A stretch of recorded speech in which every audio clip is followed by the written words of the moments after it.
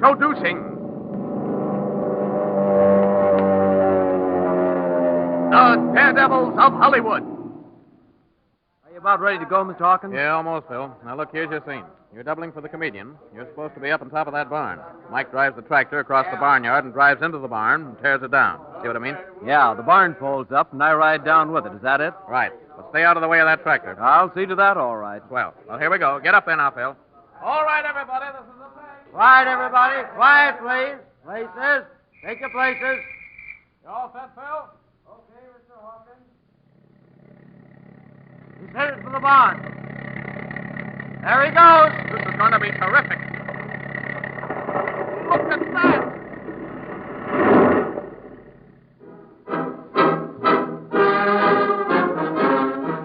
From Hollywood, the motion picture capital of the world, we bring you the thrilling true life experiences of those men behind the scenes. Those daring unsung heroes whose breathtaking adventures on the screen have thrilled millions, whose daily jobs bring them face to face with death. Those men who comprise the strangest fraternity on earth, the Suicide Squad, the movie stuntmen, the Daredevils of Hollywood. Ladies and gentlemen, in bringing you this copyrighted radio feature, again we are privileged to have as our guest one of the leading stuntmen of Hollywood, Bob Clark. It is through his cooperation that we are able to reenact some of the highlights of his dangerous profession. Bob Clark is here in the studio right now, and later in the program we will bring him to the microphone. But first, let us show you an average working day in his life. It is in the spring of 1929. Several studio trucks are unloading huge reflectors, lights, cameras, and other movie-making equipment at the Western Avenue Airport in Los Angeles. On the runway stands an airplane. Small, graceful as a dragonfly, it shimmers in the early morning sunlight. The director is explaining the stunt to Bob Clark. All right, Bob. Now, here's the idea. You're doubling for Tom Mix. He's supposed to be a United States Marshal trying to catch some Mexican rum runners. They're flying contraband over the border, you see? Yeah, I see. Now, Mix has spotted the place where they're going to take off with a load. Your job is to ride Tony, Tom's horse, up alongside the plane as it starts down the runway. Grab onto the wing and crawl into the front cockpit. I get it. A transfer from the horse to the plane, eh? Yes, but that's not all. Now, the plane gets up about 2,000 feet, and according to the story, the heavy tries to dump you out. He does a lot of stunts, I suppose. That's it. He does everything he can think of, and finally turns the ship upside down. There's some ropes in the cockpit for you to hang on to. I see. And then what happens? Well, when he realizes that he can't dump you out, he decides to bail out and leave you stranded in the plane. Some story, eh? Yeah, it's a peach. Now listen, you see what he's up to. So you climb out and grab him from behind. You're both standing on the wing. He'll be wearing a special harness for you to hold onto. This is getting very interesting. What happens next? Well, you start fighting there on the wing. He's wearing a parachute, but you're not.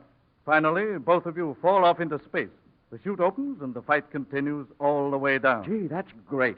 But what happens to the ship? It crashes out of control, and we hope it'll crash in some nice open space. Well, Mr. Willis, that's all practical and can be done except for one thing. Yes? What's that?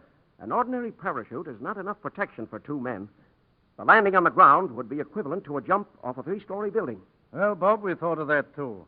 There'll be a huge net stretched between two cliffs at the point where you drop. It's about 30 feet high and plenty large enough to catch you. That makes it perfect.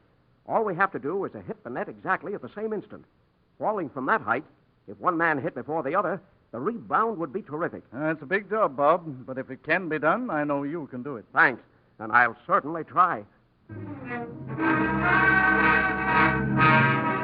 Thus was planned one of the most dangerous and difficult stunts that was ever filmed. It is now 3 hours later. The scene is a beautiful valley surrounded by high cliffs.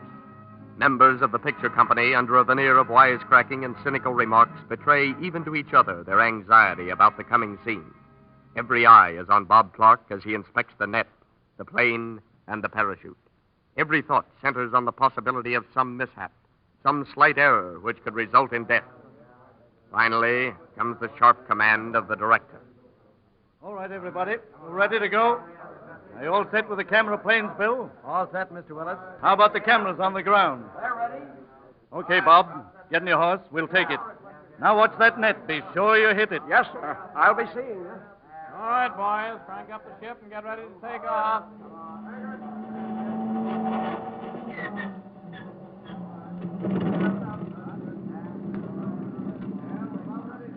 Wait until the plane starts moving, Bob, before you run up to make the change.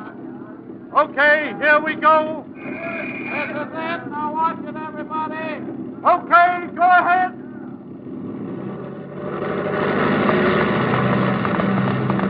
He's running alongside the plane. He's up with it. Oh, boy, he barely made it before the plane took off. That was a neat transfer. Yeah, beauty. Gaining altitude very rapidly. Keep him in those cameras, boys. He's beginning to stunt it. Look at that loop. Those sharp turns.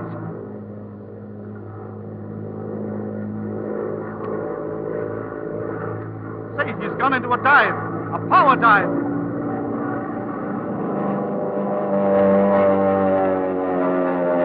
What a beauty! Oh, what a scene. I thought the wings would break off.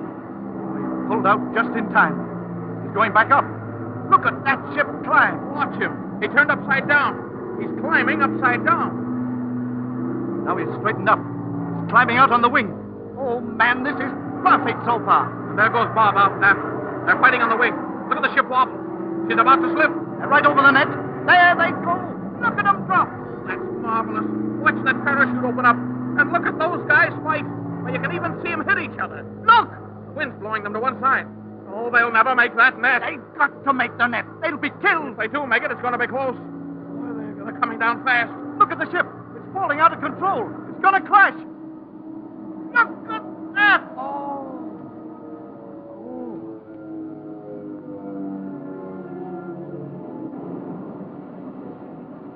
Oh, that plane fell pretty close to the net. Here they come. The chute's falling fast. Oh, look at that. Boy. Oh, what a relief. They barely hit the edge of that net.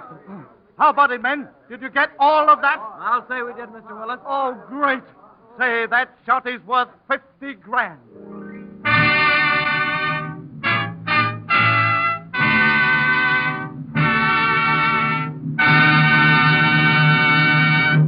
Ladies and gentlemen, it is our pleasure to present one of the courageous young men who made that scene, whose job it is to do such thrilling scenes for motion pictures.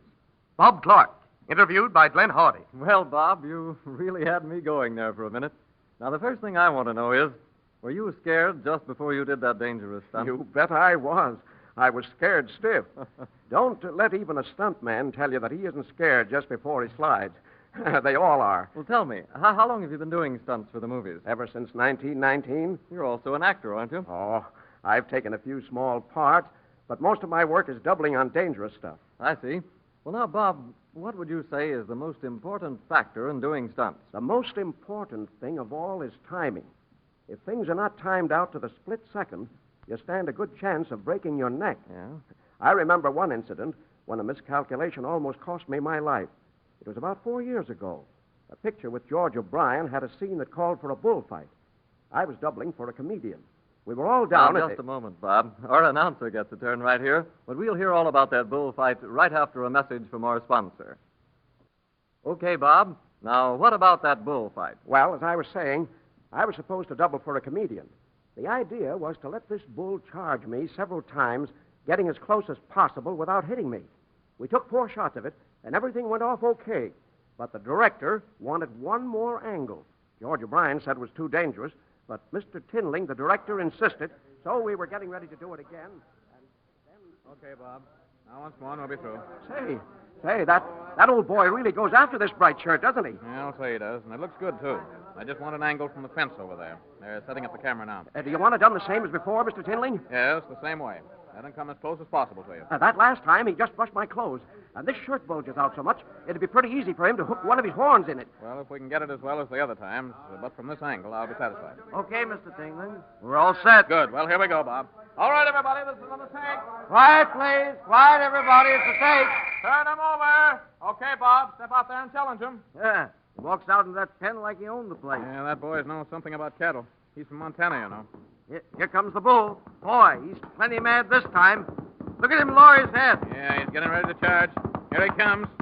Say, he's charging like a streak of lightning. Look at him come. Yeah, well, Bob's ready for him. Yeah, he's all set. Watch your cameras. Here's the shot. Look, he's got Bob down. Great Scott, the bull's right on top of him. Hurry, man. Get that bull out of there. Call the doctor, man. Quick. Bob's badly hurt.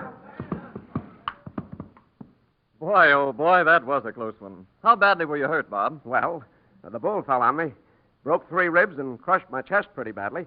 Well, that was a narrow escape. How long were you laid up? Oh, just a couple of weeks. And then you went back to work again? That's right. Bob, look, how many bones have you had broken since you've been doing stunts for the movie? Well, let's see. There were 2 arms, a shoulder, collarbone twice, ribs about 10 times, and 1 leg. Was that all? Well, yeah. Well, that is about everything, but of course you were always taken care of by the studios. Oh, sure. I see. Well, Bob, our time's about up, but we've certainly enjoyed your visit. And on behalf of our listeners, I want to sincerely thank you for coming here.